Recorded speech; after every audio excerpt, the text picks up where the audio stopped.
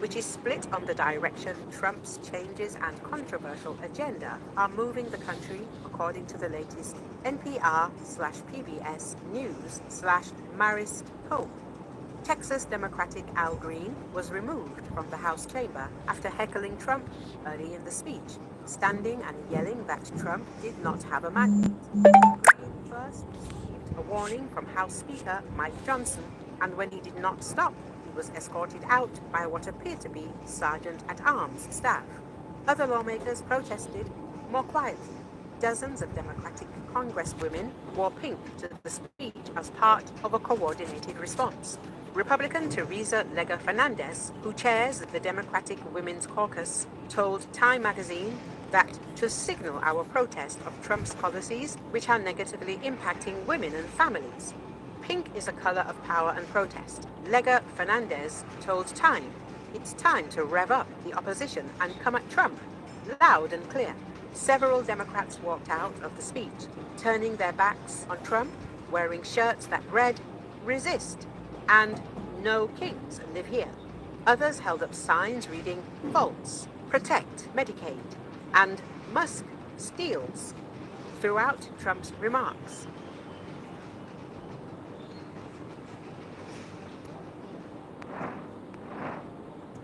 Dust storms brought near-zero visibility to parts of New Mexico and West Texas, prompting the National Weather Service to issue dust storm warnings.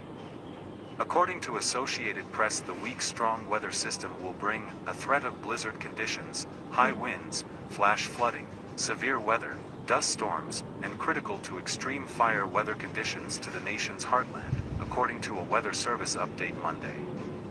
Video footage shot in Dexter, New Mexico, showed people pulled over along a road as a sandstorm blew through the area.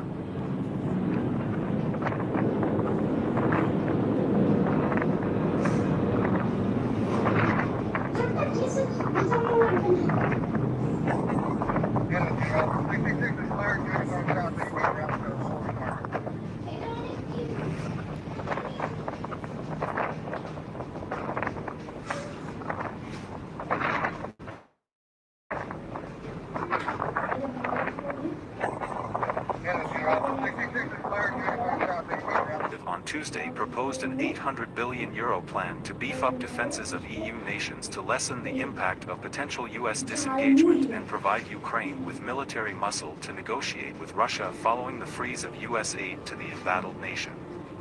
According to Associated Press, European Commission President Ursula von der Leyen said the massive Rearm Europe package will be put to the 27 EU leaders who will meet in Brussels on Thursday in an emergency meeting following a week of increasing political uncertainty from Washington, where President Donald Trump questioned both his alliance to the continent and the defense of Ukraine. I do not need to describe the grave nature of the threats that we face, von der Leyen said. Key to the quandary of EU nations has been an unwillingness to spend much on defense over the past decades as they hid under the US nuclear umbrella and a sluggish economy, which creates challenges for a quick ramp-up of such spending. Von der Leyen said the first task increase their defense expenditures without triggering punishing rules aimed at keeping deficits from going too far into the red.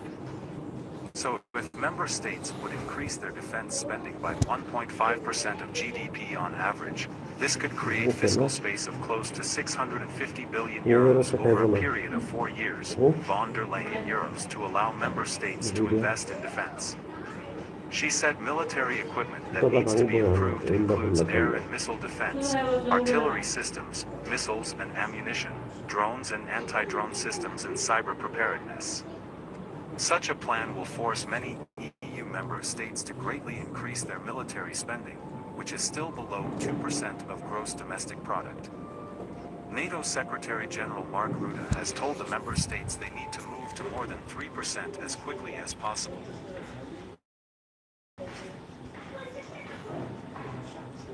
Morning, everyone.